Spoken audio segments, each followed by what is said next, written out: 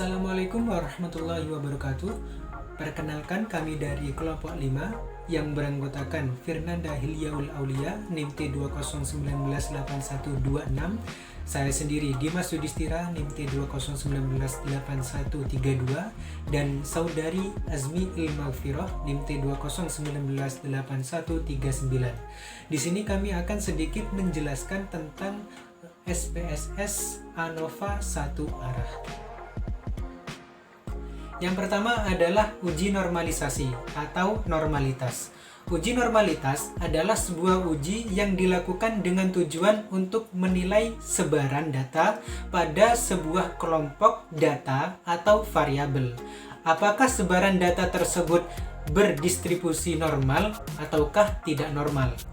Kemudian, uji normalisasi ini berguna untuk menentukan data yang telah dikumpulkan berdistribusi normal atau diambil dari populasi normal.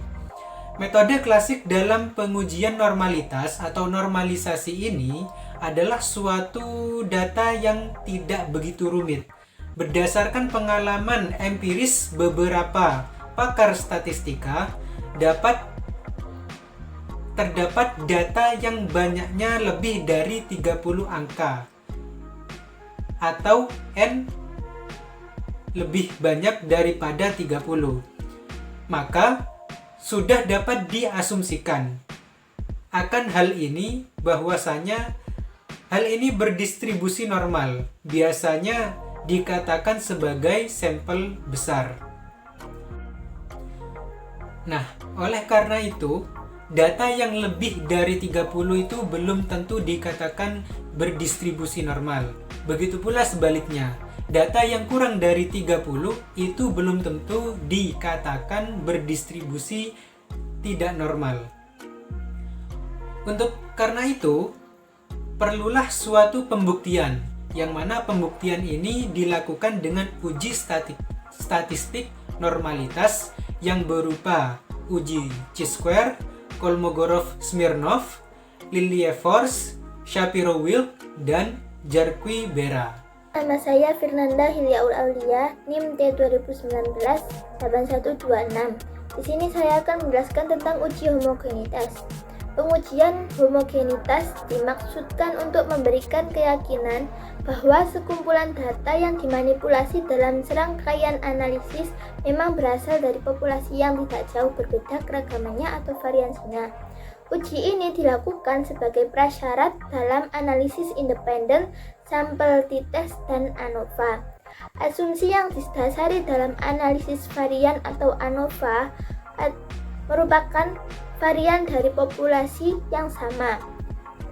Sebagai kriteria pengujian, jika nilai signifikasi lebih dari 0,5, maka dapat dikatakan bahwa varian dari dua atau lebih dari dua kelompok data adalah sama. Selanjutnya yaitu uji ANOVA satu arah. Uji ANOVA satu arah adalah bentuk khusus dari analisis statistik yang banyak digunakan dalam penelitian eksperimen. Metode analisis ini dikembangkan oleh R.A. Fisher.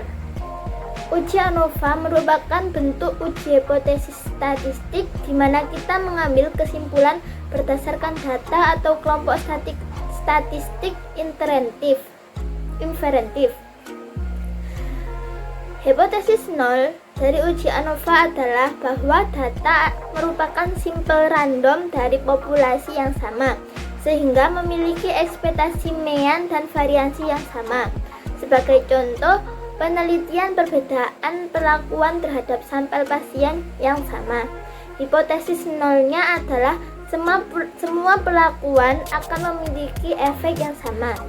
Prinsip uji ANOVA adalah kita membandingkan variansi 3 kelompok sampel atau lebih dari sekedar membandingkan nilai mean atau rata-rata. Uji ANOVA juga mempertimbangkan keragaman data yang dimanifestasikan dalam nilai varian. Selanjutnya yaitu persyaratan dan langkah-langkah uji ANOVA satu arah. Persyaratannya yaitu yang pertama, sampel berasal dari kelompok yang independen. Yang kedua, Variabel faktor bersifat non-metrik atau data kategorikal. Yang ketiga, data masing-masing kelompok berdistribusi normal. Yang keempat, yaitu varian antar kelompok harus homogen. Langkah-langkah untuk menguji ANOVA satu arah ini ada 3 langkah. Yang pertama yaitu melakukan uji normalitas Shapiro-Wilk untuk mengetahui data yang berdistribusi normal. Yang kedua yaitu menguji homogenitas, karena persyaratan dari uji ANOVA satu arah ini yaitu varian antar kelompok harus homogen. Dan yang ketiga yaitu melakukan uji one way ANOVA atau melakukan uji ANOVA satu arah tadi. Selanjutnya akan diterangkan oleh teman saya. Selanjutnya saya Azmil Mafiro. Di sini saya akan menjelaskan tentang langkah-langkah menggunakan program SPSS dengan uji one way ANOVA. Untuk contoh kasusnya, contoh kasus uji one way ANOVA sendiri yaitu seorang peneliti ingin membandingkan penjualan handphone dengan merek Samsung, Oppo, Vivo, dan Lenovo. Kemudian, di mana para pembeli handphone di toko ini hanya dihadapkan pada keempat merek tersebut. Kemudian akan diteliti tentang yang pertama, berapakah rata-rata penjualan keempat handphone tersebut.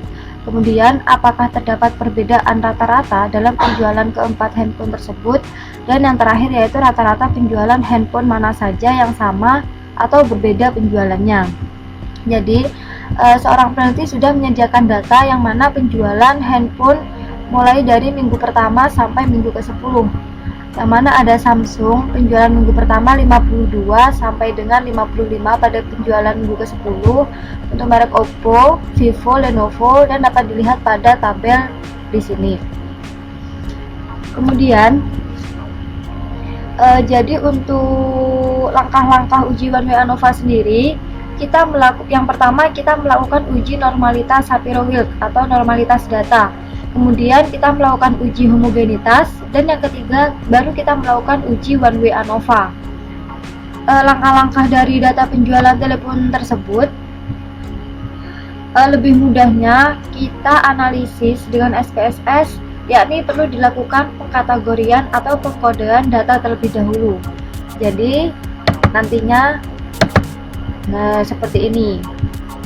Untuk merek nomor 1, untuk merek pertama yaitu Samsung dengan penjualan sama seperti data sebelumnya. Nomor 2 itu Oppo, nomor 3 Vivo, dan nomor 4 itu Lenovo. Sudah ada di sini, nomor 4 Lenovo sudah. Kemudian langsung saja kita akan melakukan uji normalitas. Jadi di sini kita membuka program SPSS. Kita melakukan uji normalitas terlebih dahulu.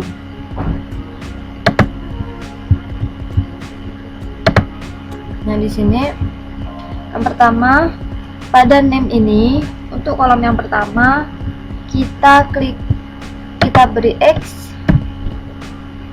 yang mana X di sini menunjukkan variabel faktor. Dan pada label kita beri merek. Merek ini merupakan merek dari telepon seluler tersebut. Dan untuk value kita klik kiri, kemudian untuk value ini kita beri angka 1 dan label Samsung sesuai dengan data yang sudah kita ambil tadi. Yang kedua yaitu kita dapat lihat di sini, yang kedua Oppo, ketiga Vivo, dan keempat Lenovo.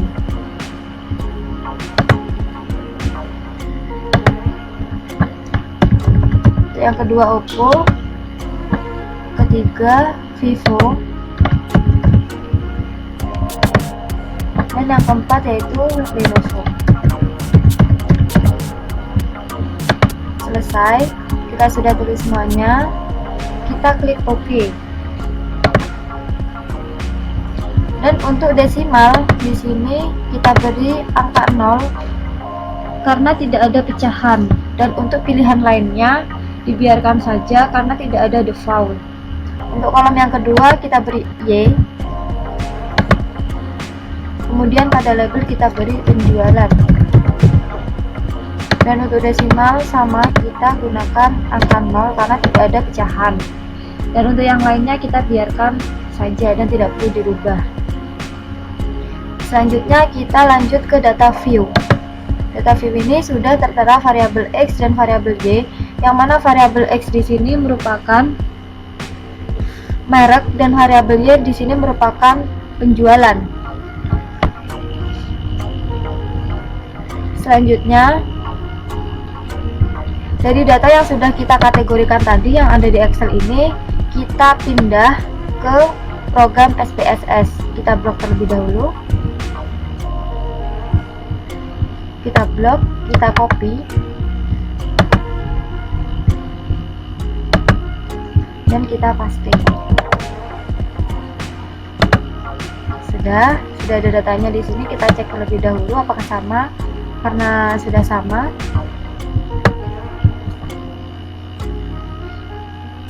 kemudian untuk langkah berikutnya yaitu kita akan melakukan uji normalitas, yang mana caranya kita klik analis, setelah itu deskriptif statistik, lanjut ke explore, dan untuk merek ini kita masukkan ke faktor list,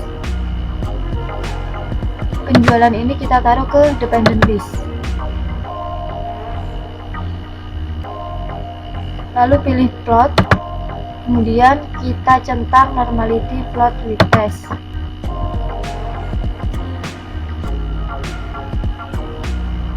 Selanjutnya kita klik continue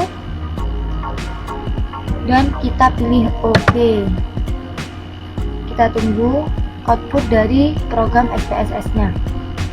Nah, karena sudah ada program dari output SPSS nya, nah di sini terdapat case processing summary, deskriptif, dan lain sebagainya ya. Dari data ini merupakan output tentang deskriptif data atau variabel penelitian. Jadi untuk statistik deskriptif, yang mana ini deskriptif, di sini terdapat mean, median, nilai minimum, maksimum, dan lain sebagainya. Tetapi deskriptif ini kita abaikan karena yang kita cari di sini yaitu uji normalitas data atau test of normality. Nah, di sini sudah terdapat pedoman. Pedomannya yaitu dasar pengambilan keputusan uji normalitas, yang mana jika nilai signifikan lebih dari 0,05 maka data berdistribusi normal, tetapi jika nilai signifikan kurang dari 0,05 maka data berdistribusi tidak normal. Kita lihat pada output hasil SPSS-nya, yang mana di sini terdapat nilai signifikan. Dari output SPSS ini terlihat nilai signifikan lebih dari 0,5.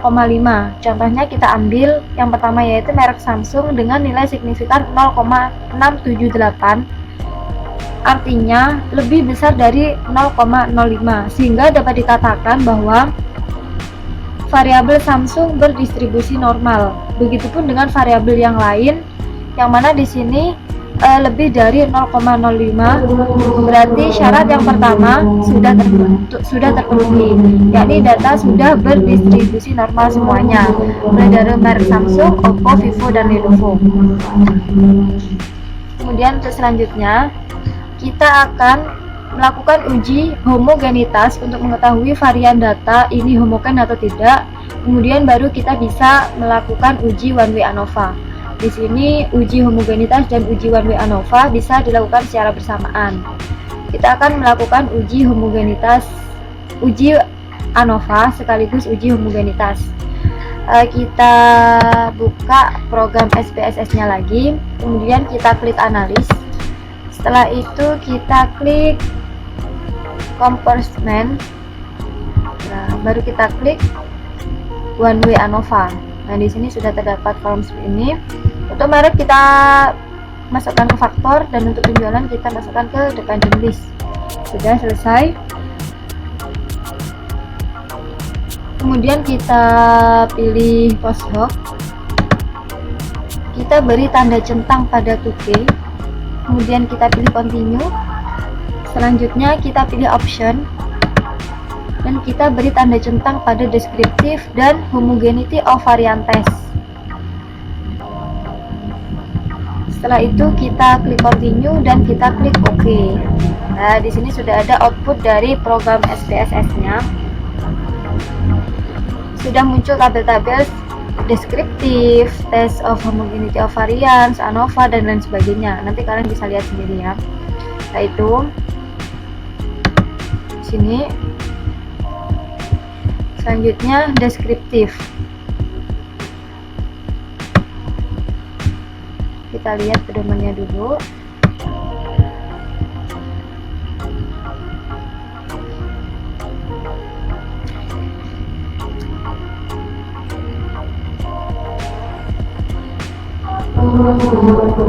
Jadi untuk deskriptif di sini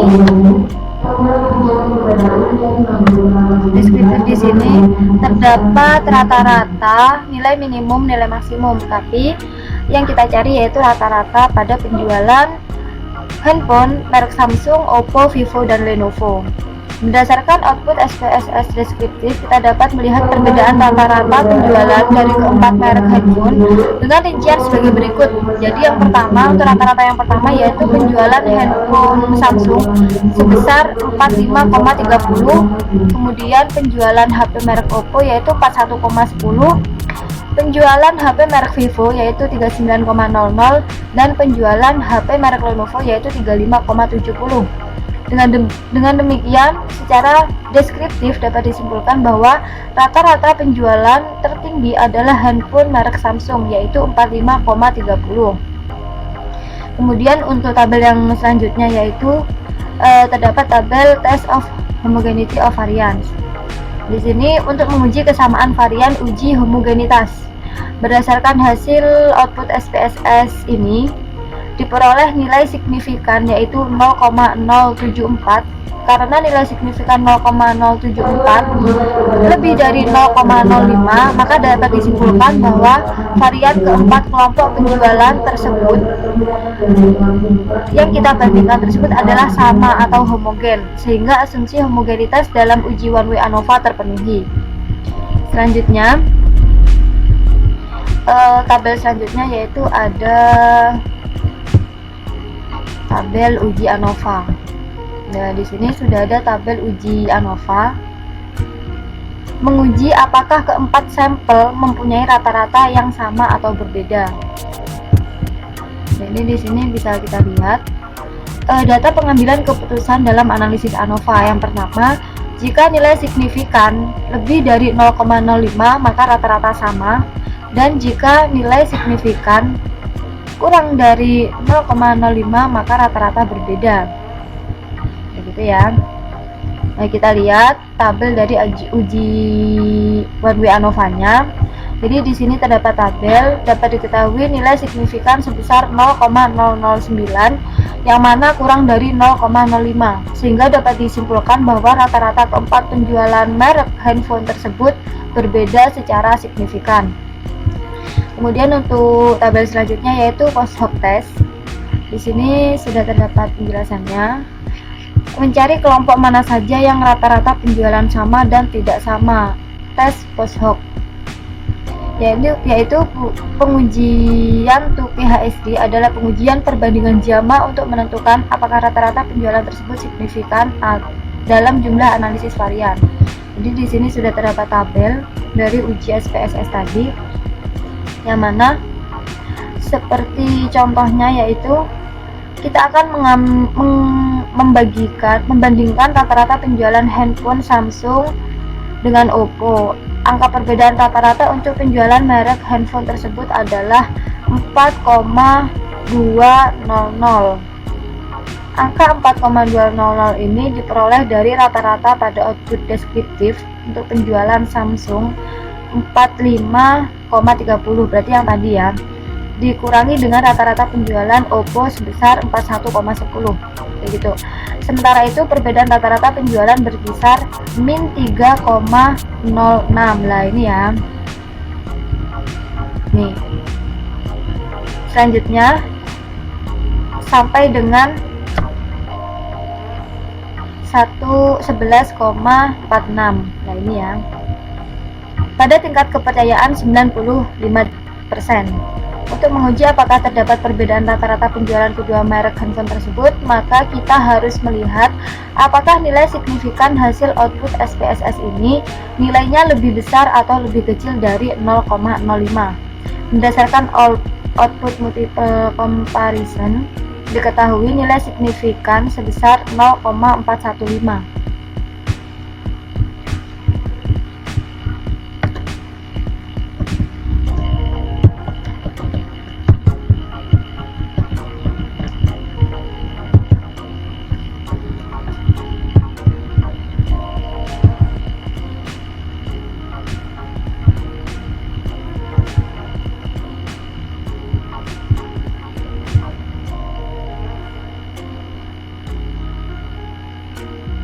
Yakni lebih dari 0,05, maka dapat disimpulkan bahwa penjualan handphone Samsung dan Oppo adalah sama. Sehingga perbedaan rata-rata penjualan secara deskriptif antara kedua merek handphone tersebut tidaklah signifikan. Kemudian, untuk melihat kesamaan rata-rata penjualan keempat merek handphone tersebut, kita dapat lihat pada tabel selanjutnya, yaitu tabel tentang homogeneous subset atau penjualan 2KHSD. Di sini dapat penjelasan.